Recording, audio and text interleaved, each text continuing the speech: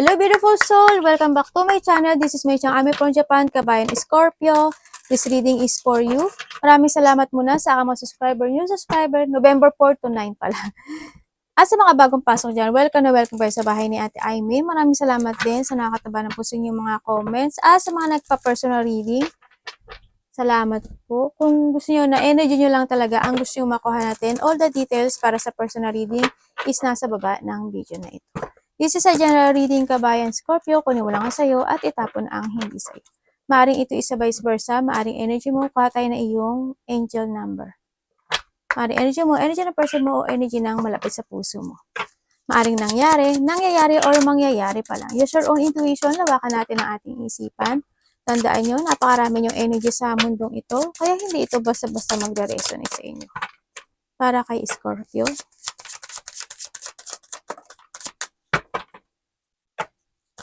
Show me.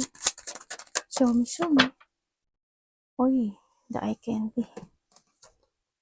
Reflect. 6, baka nakita kayo. Uy, ang ganda nito. Oh. Diba? 2, 4, 6, 8. O, diba? Abundance. Die. O, tapos, 1, 7. O, di 8, 8 din yan. O, ang dami mong 8. Tatlong 8 to, 8, 8, 8. O, congrats ha. More on abundance ang nakita ko sa'yo.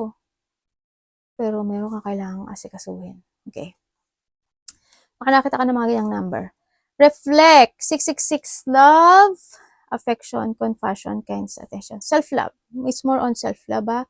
Several unexpected development will enter your life and impact how you feel. Yan, may mga unexpected na magkakaroon ng developing, no?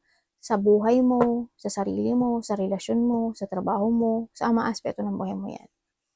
And this is a chance to re-evaluate. Yan, re-evaluate mo yung sarili mo rin. Yung identity mo, ganyan. Kasi andun yung reflection eh, 'di ba?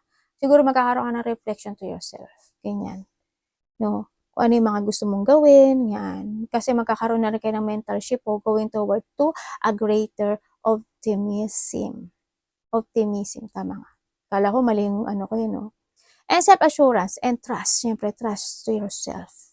And put your faith in your gut. Makinig ka sa iyong intuition. Listen to your inner voice. Pay attention to your feeling. Use them to help you become a better. Yan, makakatulong kasi sa iyo yun eh. Kumbaga, binibigay sa iyo yung mga sign. It comes to your intuition, with the numbers, with the music, ganyan. Yan, mga reflections sa iyo. Baka nandun yung magkakaroon ka ng reminiscing, no? Sa ganyan. Sa mga nakaraan. And the drama alert. Hindi pa drama alert. Kasi also, this is the beginning of yourself na kailangan mo ng kasi you have a knowledge na manindigan, ganyan. Paninindigan, alis ka sa isang sitwasyon na alis ka sa drama alert, alis ka sa isang sitwasyon na alam mong hindi mag-work na anymore, diba?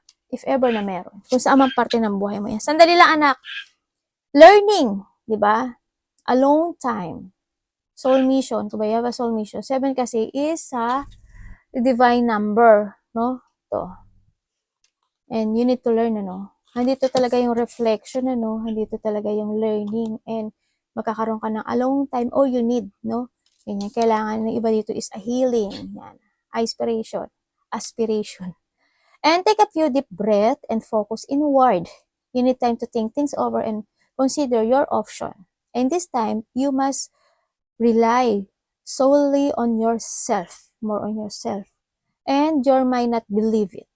But you're heading in the right direction. What appear to be a lull in activity is just a natural part of the process. Kung ano man yung mga magre-reflect sa'yo, kung ano man yung mga parating sa'yo, part daw yun ng process. Ano, magiging madrama ka, magiging malungkot ka, magiging mapag-isip ka, magiging masyado ka emotion. Yun yung mag-ano sa'yo. Yun yung is a part of your journey or part of yourself. Kaya ka dumadaan sa part na yun kasi ang dami nang nangyayaring pagbabago sa'yo. No? Ang dami na nangyayari na kailangan mong bigyan ng attention. No? And we have the 2-2, the feminine forces. Relationship balancing. Yan na, balance prosperity, efficiency, patient, humility. You can do everything by yourself, but life is to be shared. Partner up with the right spirit. Ito na nga, kailangan mong mamili ng tamang tao sa buhay mo. Okay, and you'll become a force. Honor, commitment, and people around. Don't judge. Listen. Okay, tama to. Ang ganda. Ang ganda naman ito. Sabi dito, alam mo, sabi nga dito, di ba? You need to trust to your intuition. Start in your beginning. Reflect the things na mga hindi na maging maganda sa iyo. Buhay. The past man to or in a current. Ayan. Dahil sa pagbabago na mangyari in your life, no? Kasi nagkakaroon ng mga pagbabago na talaga or development to yourself, andun yung part na dadaan ka sa mga super emotion, thinking something. And then, andun nga yung kung ano man yung may mga bagong dumating sa buhay mo, may mga bagong makikilala ka or development to yourself, huwag ka agad mag-judge. Tahimik ka lang. Tapos, you need to trust to your intuition, listen to your inner voice. Makinig ka lang. Tapos, pakiramdaman mo maigi. If this is a person, is the right person, ganyan. Or kung itong opportunity na to is a right para sa akin. Itong a-actionan ko is a right para sa akin. Kaya sinasabi dito is a long time.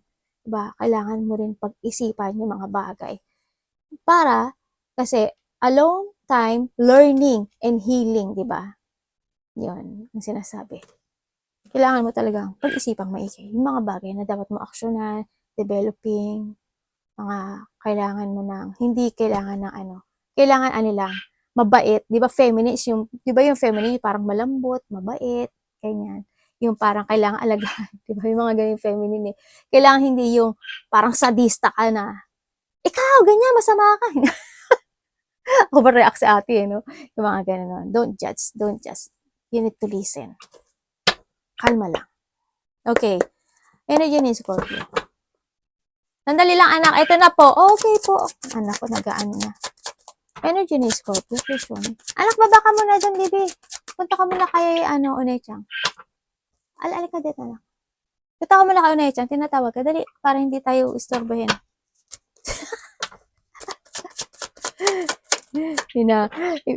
Para ako, no, finorse ko hindi feminine yung ginawa ko dun sa anak ko. I-finorse ko siyang bumaba sa kasi tawag ng tawag yung ayaw, devil, oh. Labot na. Parang may tao dito na hindi very spiritual. Ano yan? Para saan? Okay.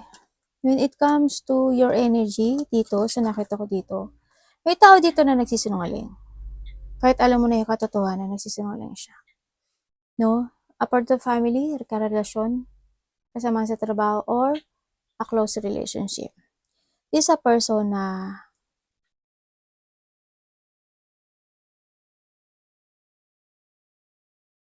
nagpa-backstab siya sa'yo, actually. May tao dito na more on sakim. Sarili. A toxic person. Energy mo is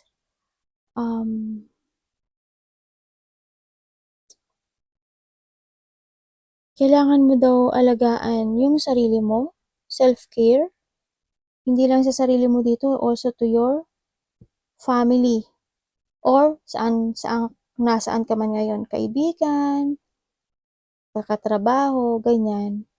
No, sa nakita ko dito, ingatan mo daw yung sarili mo dito. Kasi why? Meron dito, malapit sa puso mo, na nagtataksil. Or, mayroon dito na blockage sa buhay mo dito. No, yun ang energy mo ngayon is talagang kailangan mo talaga dito na no, don't judge, listen very carefully kung sino sila. Parang nagbubulong tuloy si ate. Ganun, kung sino yung mga nagbabackstab sa'yo, kung sino yung mga nagtataksal sa'yo, kung sino yung mga tao na kung ano mga sinasabi na hindi maganda, kung sino yung tao nagsisinungaling. Yan, pakiramdaman mo kasi sa nakikita. Ba't ba ako bumubulong? Napapabulong ako. Kasi maraming tao dito. Kumbaga, wag ka lang tumalikod dun. Kasi alam mo eh. Wag ka lang tumalikod. Ang sinasabi rin dito is, ano pa to? Magsalita ka, sabi ko pakawalan mo. Gano'n, 'no? Basta alagaan mo yung sarili mo dito, ha? Yung energy mo ngayon is huwag kang papapigil o papatukso or alisin mo. If you have an addiction in life, ganyan, umiwas ka sa mga tao na makakapagbigay sa'yo ng toxic energy, situation, bagay, sitwasyon, relasyon na makakapagpa-blockage sa'yo to change to your best version. Make a new horizon, no? Sa nakita ko dito. May tao dito na ano, no? Sarili lang iniisip niya. Wala na daw siya. May tao dito na wala siyang nararamdaman. Maaring ikaw ito, if you're in a relationship, maaring ikaw is wala ka nang nararamdaman sa tao na to. Kasi, why? Itong tao na to is parang toxic sa sa'yo. Alam mo yun? Parang alam mo na hindi siya nagiging totoo rin sa'yo. No, they backstabbing you, or nagtataksa siya sa'yo, or hanggang siya sa very violent siya, ganyan. Kasi nakita ko dito yung tipuan. Ganun. May namatay ba in the past? Parang may nakita ko namatay. Or someone's abandoned. Tingnan natin ang parating kay Scorpio.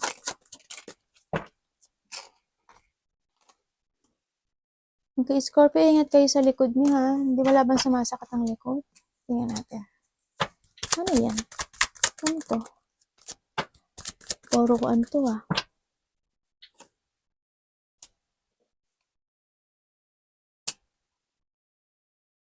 Parating sa'yo?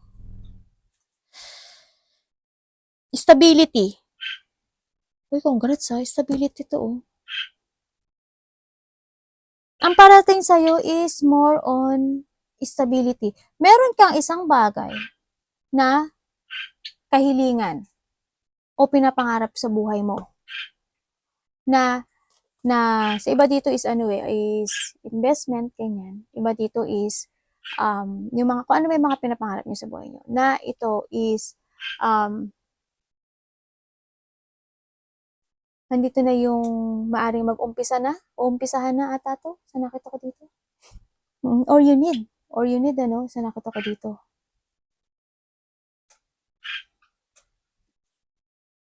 Pwede ko ba makita pa to? Merong isang bagay sa'yo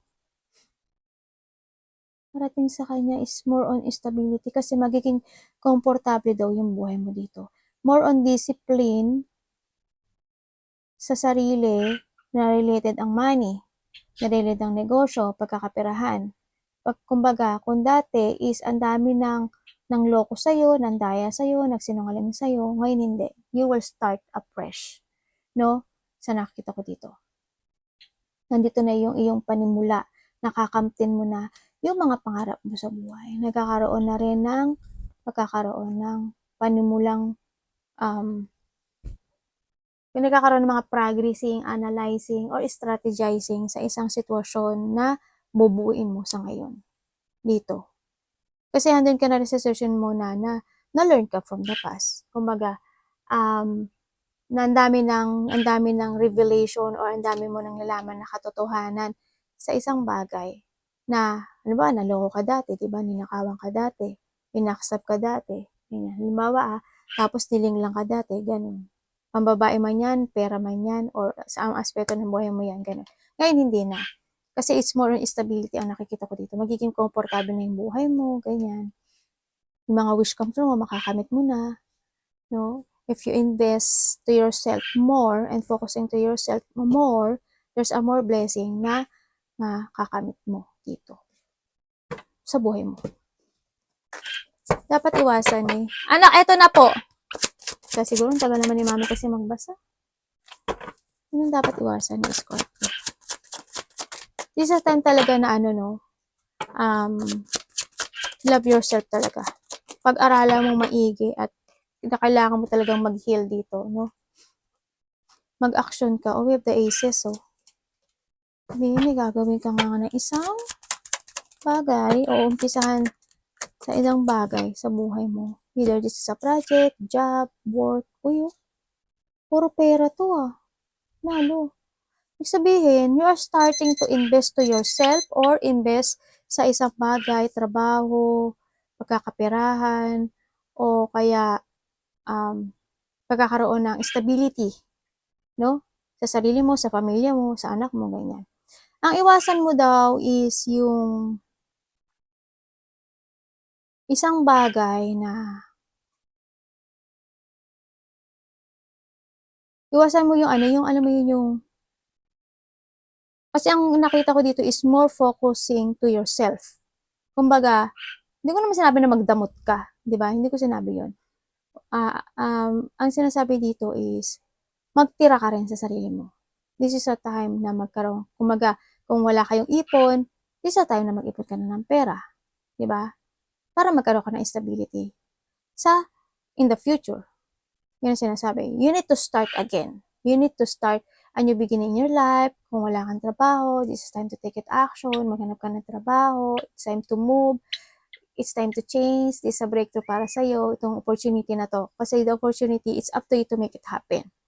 And sinasabi rin ito, you need to start a new beginning and trust to your intuition and magpakatotoo ka sa sarili mo.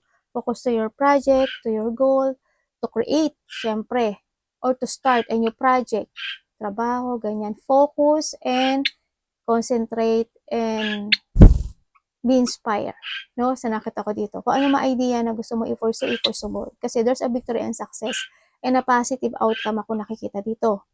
Kung ito is a business, relationship, ganyan. No? Kumbaga, iba rin dito is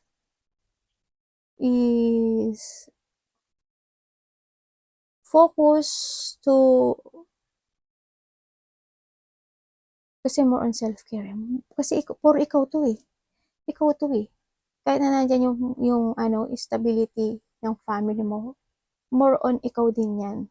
Kasi yung stability mo, stability nila sa nakita ko dito. Pero, huwag mo daw pabayaan yung sarili mo. Yun ang sinasabi rin dito. Kailangan mo rin magpakatotoo sa sarili mo. Kailangan mo din mag-action. Yung action mo, action nila. Well, hindi man ito in your relationship, your family, to your work din. No? Kung ano mo, kung this is related to your business, pagkakaperahan, go ka dun. No? Sa nakita ko to. Basta wag mo daw papabayaan yung sarili mo. Tsaka wag ka daw maging masyadong maging emotional. Kung kayo is very emotional sa iba, no?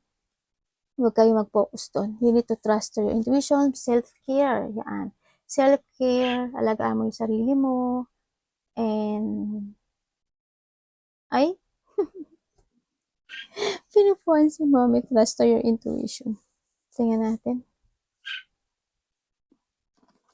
Tingnan na, ay, ano yun anak? Ano yun? Dali lang anak. Tingnan natin in love. Basta sa love is sa lahat Kamusta sa love?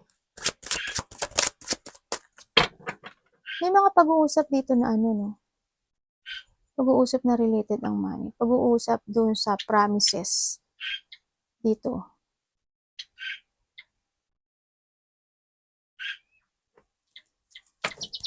When it comes sa love, kamusta si Scorpio? Sandali lang anak. Naku, nagmamadali pa si mami. May travel ba kayo? Eto na. Nagmamadali pa. Nangangatog pa. O yun, sabi to, when it comes to love, finish the unfinished, no? Sinasabi dito. Moving forward, motivation, awareness, and start a new beginning in your life. Love yourself. More on connect to your soul, connect to yourself, and then it's a time to make a new beginning, let go, the past, it's done, evaluate mo tayo mga bagay, no, na hindi pa nagtatapos, ganyan. And it's more on awakening kasi, ako dito nakikita, it's more on awakening, take it action, and moving forward. When it comes to love talaga is, ang nakita ko dito is more on love yourself, dito, ha? More on love yourself to achieve yung harmony and peace, ganyan. Mag-move forward ka. Kailangan mo dito ng motivation. Kailangan mo dito mag-action. Diba? Yun ang sinasabi. Finish the unfinished. And learn from the past. Itama yung mga mali. Actionan yung mga mali. kailangan mo dito ng clarity at kailangan mo magdesisyon para magkaroon ka ng new beginning to yourself. Kasi more on love yourself dito. Advice po kay Scorpio. Ito na anak, ito na po. The Fool. Bakit ano?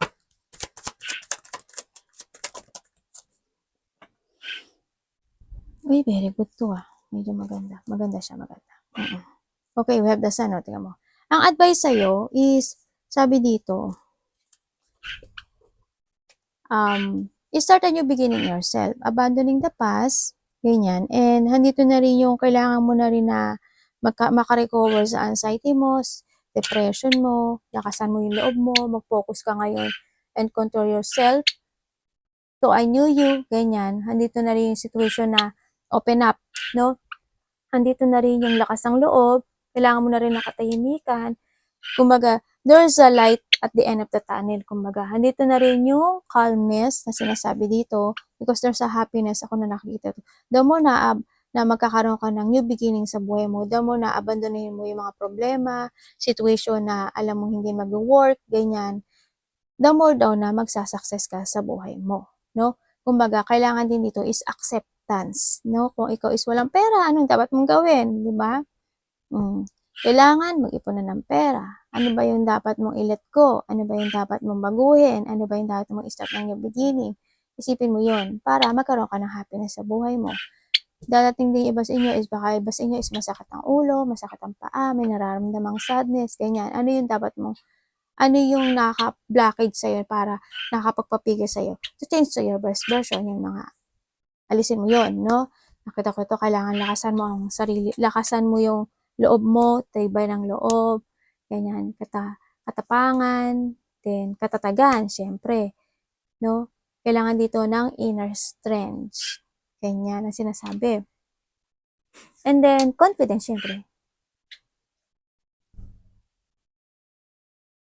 Kailangan ngayon is yung magkaroon ka na ngayon ng tiwala sa sarili mo na kaya mong ibangon muli yung ikaw na dating nawasak. Yung ikaw na dating gumuho. Ganyan. Yung ikaw yung dating parang pinagbugsuan ng langit at lupa. Ganun, no? Arigato namaste, God bless.